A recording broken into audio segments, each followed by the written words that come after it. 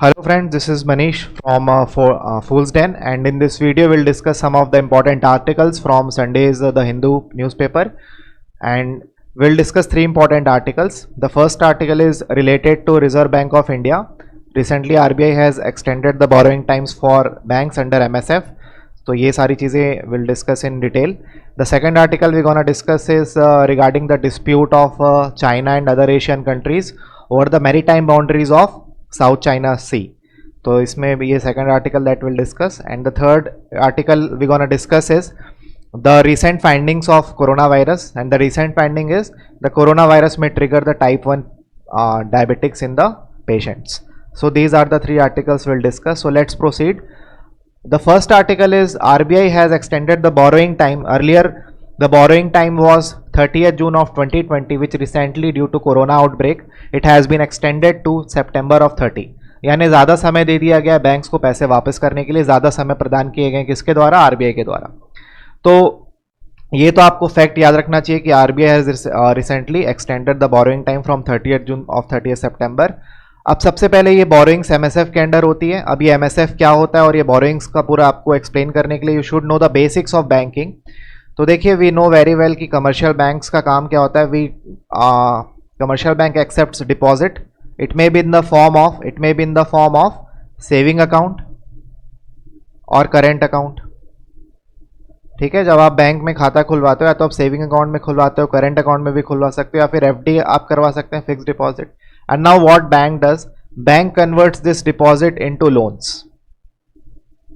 Bank क्या करती है, जो भी अकाउंट होल्डर्स ने डिपॉजिट दिया है बैंक उसे किस में कन्वर्ट कर देती है? लोन में. So that is the basic function of commercial bank. Clear है? अब whatever deposit the bank accepts here, whether it is in the form of saving account और करेंट अकाउंट और fix deposit, it is called liability for a bank. ये bank के लिए liability है. Why it is called liability for a bank? Because commercial bank has to pay back the deposit that it accepted from the customers along with the interest. ब्याज के सहित आपको खाता धारकों को पैसे वापस करने हैं. That is why commercial bank consider this deposits as liability. And whatever loan sponsored by the bank, जो भी लोन बैंक देती है, these are the asset for the bank. ये बैंक के लिए क्या कहलाते हैं? एसेट. तो आप याद रखना, the deposit that bank accepts whether it is in the form of saving, current और FD, it is called liability. And the loan sponsored by the bank, whether education loan, corporate loan, personal loan, housing loan, these are asset for the bank. Clear है? अब ये जब मैं पूरे asset को जब plus कर दूंगा तो उसे हम कहते हैं एनडीटीएल. ये बात आप याद रखना. पूरे लाइबिलिटी को, सॉरी, यदि आप पूरे लाइबिलिटी को प्लस कर देंगे सो that is called net demand and time liability.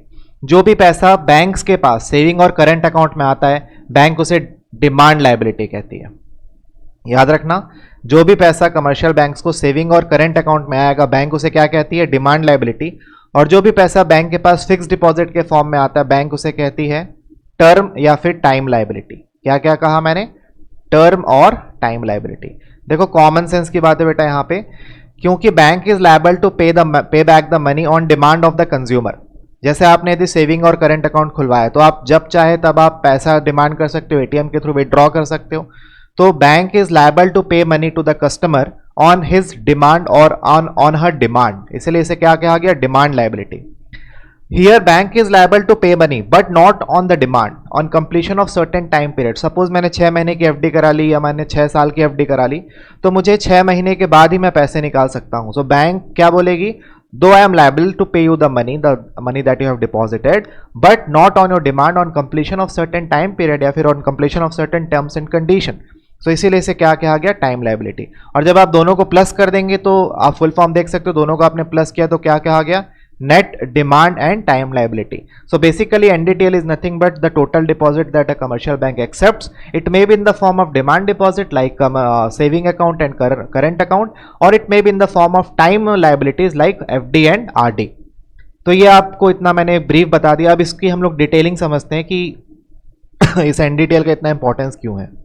ठीक है, ओके, आई थिंक आपको क्लियर हो गया होगा एनडीटीएल का मतलब क्या है. यहाँ पे जो जो टर्म्स लिखे हैं सब आपसे पूछे जा सकते हैं ना, इसलिए मैं आपको बता रहा हूँ. अब यहाँ पे एक टर्म है, देखो, MSF. MSF stands for marginal standing facility. अब आपको मैं एक छोटा सा ब्रीफ देता हूँ. देखिए, कमर्शियल बैंक्स के पास यदि पूरा जमा आया, that is called NDTL. What commercial bank will try to do? They will try to convert all the NDTL into loan. वो कोशिश करेंगे कि पूरा पैसा किस में कन्वर्ट हो जाए? लोन में, और उनके पास कोई भी एडल मनी ना रहे. वो चाहते हैं कि पूरा का पूरा पैसा किस में कन्वर्ट हो जाए, लोन में। क्लियर है। अब इस चक्कर में क्या करते हैं, लोन स्पॉन्सर करना चालू करते हैं। अब बिना सोचे समझे यदि वो लोन देना चालू कर देंगे तो देखिए जैसे विजय माल्या को लोन दे दिया गया, मेहुल चौकसी को लोन दे दिया गया। तो लोन यदि आप ऐसे डिस्ट्रीब्यूट करते जाओगे तो अल्टीमेटली जब ये लोन वापस नहीं होगा तो किसका पैसा डूबेगा, कस्टमर का। अब जब कस्टमर के इंटरेस्ट की सेफगार्ड की बात आती है, उनके इंटरेस्ट की रक्षा की यदि बात आती है, तो यहाँ पे हमारे पास कौन है, आरबीआई।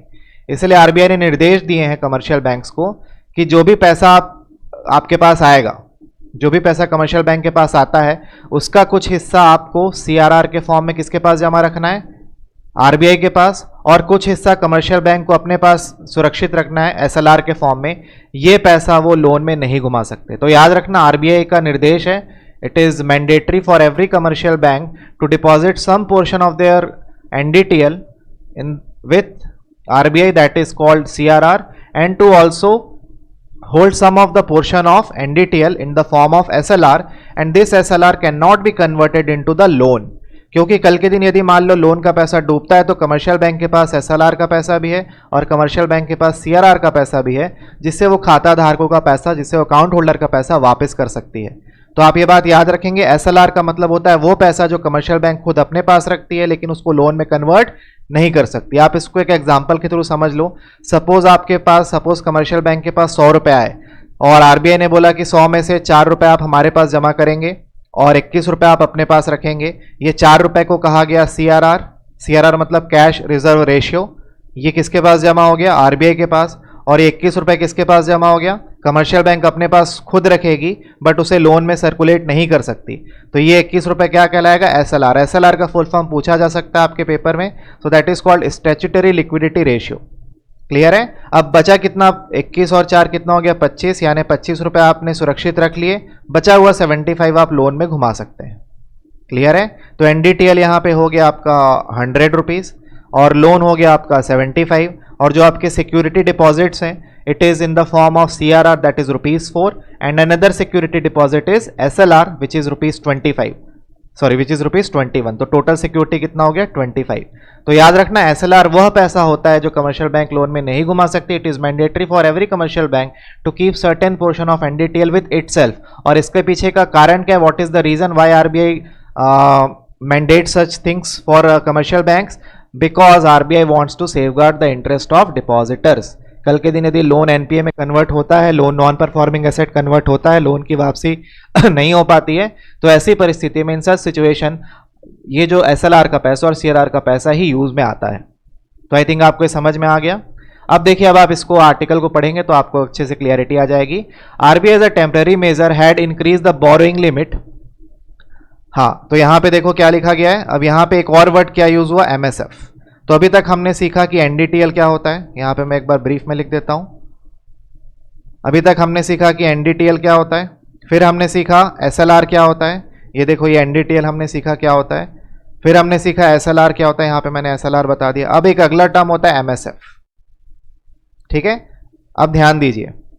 देखिए, यदि कमर्शियल बैंक्स को एक रात के लिए पैसा चाहिए होता है, ओवरनाइट, यदि मान लो एकदम शॉर्ट टर्म के लिए पैसा चाहिए, ओवरनाइट एक रात के लिए पैसा चाहिए, उनके पास पैसे नहीं है, तो आरबीआई उनके पैसे देता है। आरबीआई किन्हें पैसे देता है, कमर्शियल बैंक्स को, शॉर्ट टर्म के लिए, and to be specific overnight.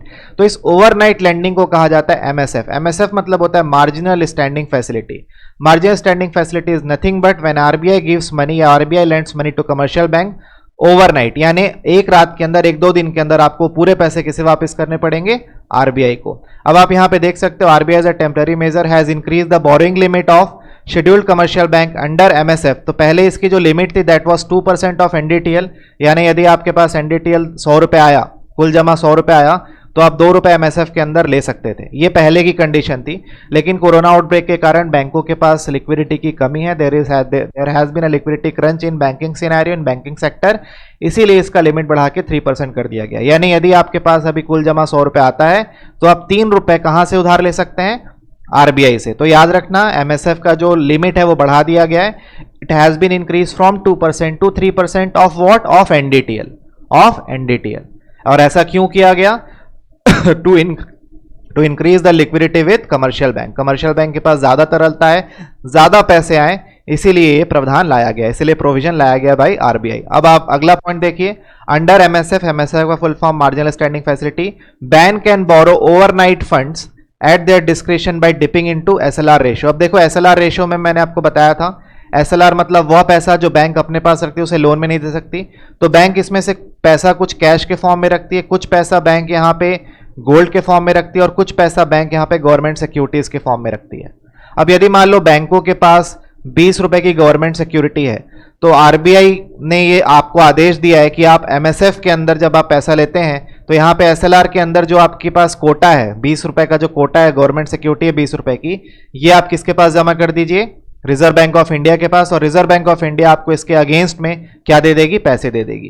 Clear है? तो एमएसएफ के अंदर आरबीआई पैसे देती है, किसे पैसे देती है, यहाँ पे मैं बना देता हूं, एमएसएफ के अंदर आरबीआई किसे पैसा दे रही है, रिजर्व बैंक ऑफ इंडिया को। और रिजर्व बैंक ऑफ इंडिया को जब पैसे दे रही है reserve bank of India commercial banks को, तो बदले में क्या मांगती है, deposit, security, and this security is in the form of government security which are part of SLR. तो आप यहां पे देख सकते हो, under MSF the banks can borrow fund, the commercial banks can borrow fund from reserve bank of India by dipping into their, यानी उनको security में क्या रखना पड़ता है, यहाँ पे एसएलआर कोटा के अंदर जो भी गवर्नमेंट सिक्योरिटी है वो किसके पास जमा रखनी पड़ती है, आरबीआई के पास।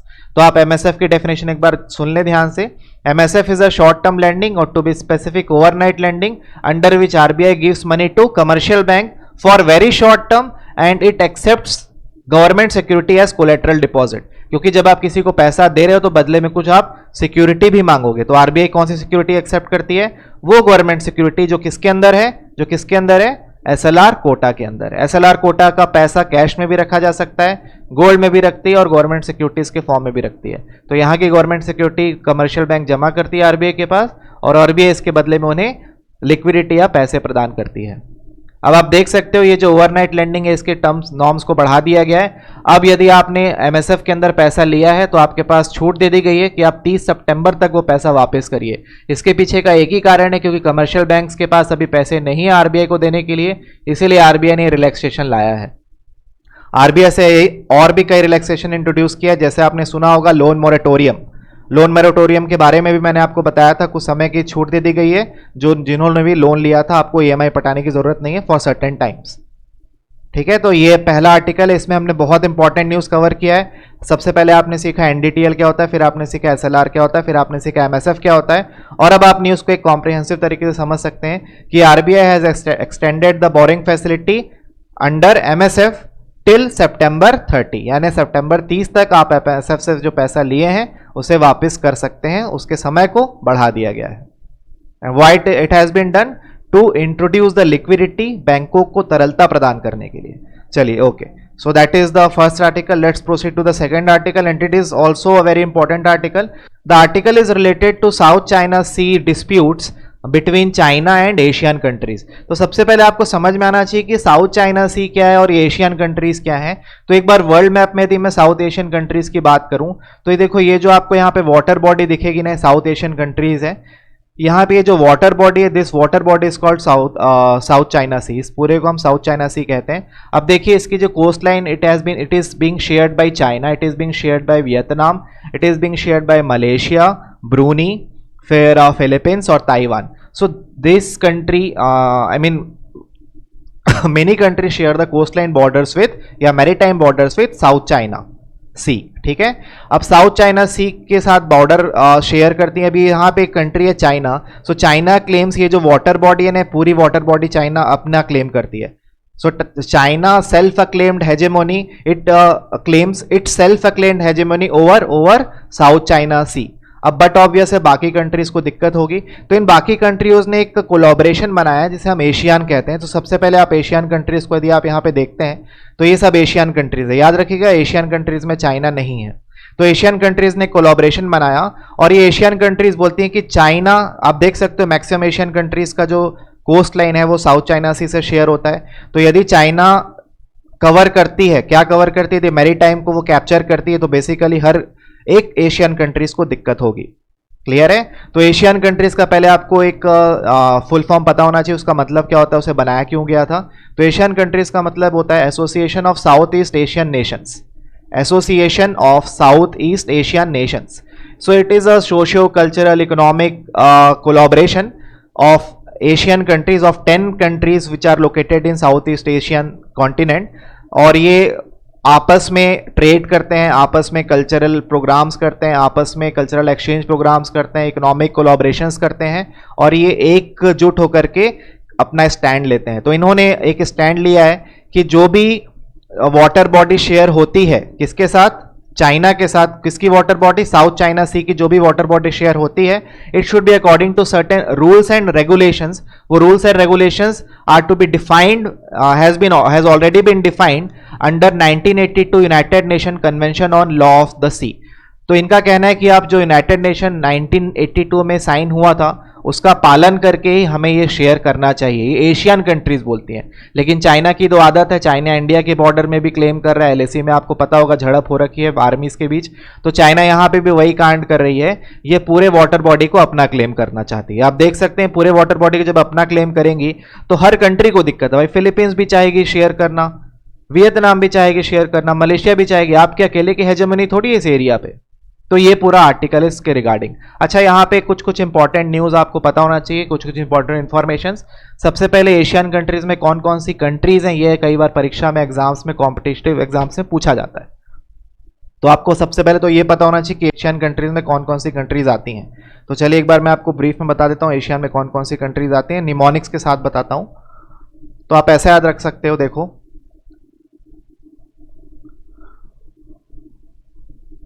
आईपीएल याद रखना. देखो आईपीएल यदि आपको याद होगा तो कौन कौन सी कंट्रीज कवर हो गई. देखो, इंडोनेशिया, फिलीपींस और लाओस. लाओस यहां पे है कहीं पे, ये देखो लाओस. ठीक है, चलो. उसके बाद आईपीएल कहां देख रहे थे आप, टीवी में देख रहे थे. आईपीएल आप कहां देख रहे थे, टीवी में. तो टीवी से आप याद रखना. ठीक है, थाईलैंड और वियतनाम. देखो यहां पे थाईलैंड है और वियतनाम भी यहाँ पे. तो ये सब कंट्रीज के नाम होते हैं. तो आईपीएल में आप क्या देख रहे थे, टीवी देख रहे थे. वहां पे ब्रेंडम मैक्यूलम, अब मेरे ख्याल से आपको नाम याद होना चाहिए. ब्रेंडम मैक्यूलम बहुत अच्छा प्लेयर है. तो ब्रेंडम मैक्यूलम से बीएम याद रखना, ब्रेंडम मैक्यूलम. ठीक है, आईपीएल में आप टीवी देख रहे थे तो ब्रेंडम मैक्यूलम की बैटिंग चल रही थी. तो आप ऐसे स्टोरी दिमाग में क्रिएट कर सकते हो. तो ब्रेंडम मैक्यूलम से ब्रूनी दरुसलाम, और एम मतलब है आपका मलेशिया. ठीक है, तो आप देख सकते हो आपको कौन कौन सी कंट्रीज याद हो गई. आईपीएल में आईपीएल टीवी में देख रहे थे और किसकी बैटिंग चल रही थी, ब्रेंडम मैक्यूलम की. तो इंडोनेशिया, फिलीपींस, लाओस.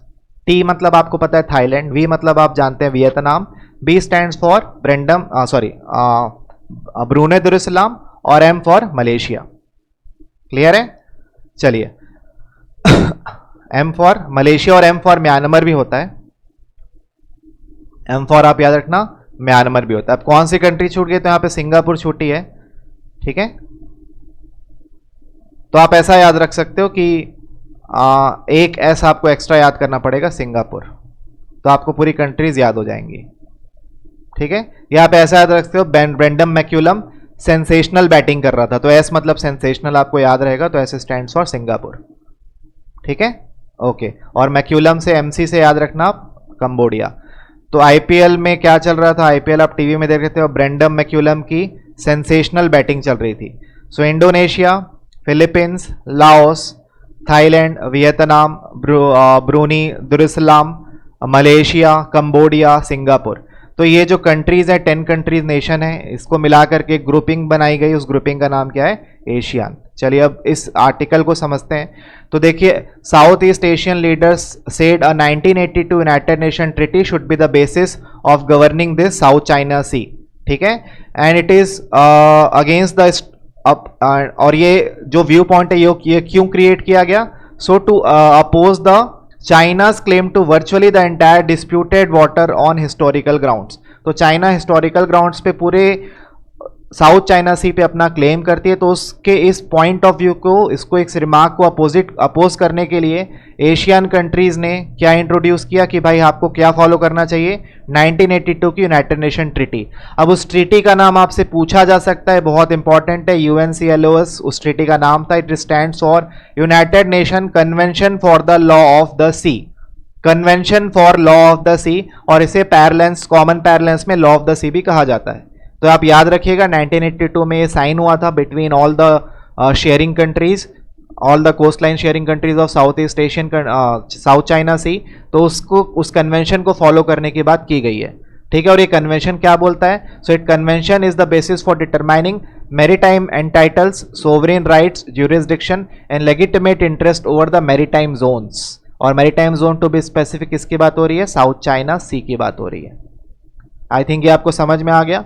और एशियन कंट्रीज का जो इसमें जो लीड ले रही है कंट्री वो है वियतनाम, क्योंकि वियतनाम को बहुत ज़रूरत है इस मैरीटाइम बाउंड्री की। आप देख सकते हो वियतनाम सबसे ज़्यादा कवर करती है maritime boundary South China Sea का, इसलिए Vietnam has been the most vocal critics of China's action in disputed waters. तो इस न्यूज़ में हमने क्या क्या सीखा? इस न्यूज़ में सबसे पहले तो हमने सीखा कि साउथ चाइना सी कहाँ पे है, फिर हमने सीखा कि UNCLOS क्या होता है, इस कन्वेंशन का इंपॉर्टेंट महत्व क्या है, फिर हमने सीखा एशियन कंट्रीज़ क्यों बनाई गई थी, और हमने ये भी सीखा कि एशियन कंट्रीज़ के मेंबर स्टेट्स कौन कौन से हैं, और उनको याद करने के लिए मैंने आपको न्यूमोनिक्स भी समझाया। ओके, चलिए अब आज का आखिरी आर्टिकल डिस्कस करते हैं। So last article is related to corona virus. तो ये जो कोरोना वायरस से रिलेटेड आर्टिकल है ये साइंस एंड टेक का आपको इंपॉर्टेंट आर्टिकल कवर करता है, तो देख लेते हैं। सो नोवल कोरोना वायरस इन्फेक्शन में ट्रिगर टाइप 1 डायबिटीज, ये एक नई फाइंडिंग डेवलप हुई है कि जो नोवल कोरोना वायरस है, कोरोना के कारण पेशेंट्स में क्या क्रिएट हो रहा है? डायबिटीज क्रिएट हो रहा है। डायबिटीज क्रिएट होने के कारण उनका बीटा सेल्स डिस्ट्रॉय हो जाता है। क्या डिस्ट्रॉय हो जाता है? Beta cells. और बीटा सेल्स डिस्ट्रॉय जब होगा तो आपकी बॉडी में इंसुलिन नहीं बनेगा, और इंसुलिन नहीं बनेगा तो आप डायबिटिक पेशेंट हो जाएंगे, और डायबिटिक पेशेंट फिर कार्डियक अरेस्ट, बहुत सारी प्रॉब्लम्स होती हैं। तो अब इस न्यूज़ को थोड़ा डिटेल में समझ लेते हैं। तो देखिए सबसे पहले यहाँ पे लिखा है दीज पेशेंट्स टिपिकली, तो कोरोना वायरस के जो पेशेंट होते हैं उनमें पाया गया कि वो उनमें क्या क्रिएट होता है, उनके बॉडी में क्या हो जाती है? डायबिटीज़ हो जाती है। अब डायबिटीज़ क्यों होती है? तो मैं आपको बता देता हूँ कि हमारे बॉडी को एनर्जी की ज़रूरत है, और एनर्जी मिलती है हमको ग्लूकोज से। अब ग्लूकोज से एनर्जी मिलती है जब हम ग्लूकोज का ब्रेक डाउन करते हैं। अब जो भी खाना खाते हैं वो अल्टीमेटली किस में कन्वर्ट होता है? ग्लूकोज में, और ग्लूकोज का ब्रेक डाउन होता है, और इसी ब्रेक डाउन से हमको मिलती है एनर्जी। अब ये ब्रेक डाउन तभी होगा जब ग्लूकोज के पास क्या प्रेजेंट है? इंसुलिन। यदि ग्लूकोज के पास इंसुलिन प्रेजेंट नहीं है तो ग्लूकोज का ब्रेकडाउन नहीं होगा। ग्लूकोज का ब्रेकडाउन नहीं होगा तो आपके जो ब्लड में है ग्लूकोज की मात्रा बढ़ती जाएगी, क्योंकि ग्लूकोज का ब्रेकडाउन नहीं हो रहा है, और इसी बढ़ती मात्रा को कहा जाता है शुगर, या फिर कहा जाता है डायबिटीज। अब जो डायबिटीज का प्रिमिटिव स्टेज है उसे हम कहते हैं टाइप 1 डायबिटिक। तो कोरोना वायरस के कारण क्या होता है? हमारी बॉडी में इंसुलिन प्रोड्यूस नहीं हो रहा है, और इंसुलिन प्रोड्यूस नहीं होने के कारण हमारी बॉडी में ग्लूकोज का लेवल बढ़ रहा है पेशेंट्स की बॉडी में, and this causes type 1 diabetes which causes the, अब टाइप 1 डायबिटीज होने के कारण बहुत सारी दिक्कतें आती हैं। अब देखिए क्या होता है इसमें बेसिकली कि क्यों इंसुलिन की मात्रा बढ़ रही है। तो कोरोना वायरस क्या डिस्ट्रॉय करता है? कोरोना वायरस जाकर के बीटा सेल्स डिस्ट्रॉय कर देता है। मैं आपको एक इन्फॉर्मेशन देता हूं, जो बीटा सेल्स होते हैं, हाँ बीटा सेल्स क्या करते हैं? बीटा सेल्स प्रोड्यूस करते हैं हमारी बॉडी में इंसुलिन। अब यदि बीटा सेल्स को डिस्ट्रॉय कर रहा है कोरोना वायरस तो बेसिकली आपकी बॉडी में इंसुलिन प्रोड्यूस नहीं होगा। अब यहाँ पे एक इन्फॉर्मेशन और देता हूं मैं आपको, जो बीटा सेल होते हैं ये पेनक्रियाज में पाए जाते हैं। बीटा सेल्स कहाँ पाए जाते हैं? पेनक्रियाज में, और पेनक्रियाज में बीटा सेल्स झुंड में रहते हैं, उनसे कहा जाता है आइलेट्स। उन्हें क्या कहते हैं? आइलेट्स। तो एक बार मैं ब्रीफ में जल्दी से बता देता हूं, आपके बॉडी में बीटा सेल्स होते हैं, बीटा सेल्स झुंड में पाए जाते हैं, उस झुंड को कहा जाता है आइलेट्स, और ये आइलेट्स क्या प्रोड्यूस करते हैं? इंसुलिन, और ये कहाँ पे प्रेजेंट होते हैं? पेनक्रियाज में। अब ये जो वायरस है कोरोना वायरस, ये जाकर के बीटा सेल को डिस्ट्रॉय करता है, तो बीटा सेल मरेंगे तो उनका झुंड भी काम करना बंद कर देगा। अब जब झुंड काम करना बंद कर देगा तो पेनक्रियाज में जो इंसुलिन प्रोड्यूस हो रहा है वो भी नहीं होगा। तो ये एक फाइंडिंग डेवलप होकर के आई है, और ये फाइंडिंग हमने टेस्ट किया, किस में टेस्ट किया? चूहे में टेस्ट किया इस चीज़ को, और अभी इसकी कोई पुष्टि नहीं हुई है, बट देयर आर चांसेस, क्योंकि ऐसे केसेस आ रहे हैं कि कोरोना में जो डेथ हो रही हैं वो मैक्सिमम डायबिटिक पेशेंट्स की हो रही हैं, और कोरोना के कारण पेशेंट्स डायबिटिक हो रहे हैं। सो आई थिंक आपको ये आर्टिकल समझ में आ गया होगा। मैंने ये लास्ट आर्टिकल इतने जल्दी इसलिए बताया क्योंकि इसके रिगार्डिंग एक दो आर्टिकल हमने प्रीवियस ईयर सेशंस में भी डिस्कस किया है। So I hope you enjoyed it. यदि आपको सेशन पसंद आया तो do subscribe our channel and comment in the comment box आपको न्यूज़पेपर में और क्या क्या इनपुट चाहिए। Okay, see you in the next session. Till then, bye bye.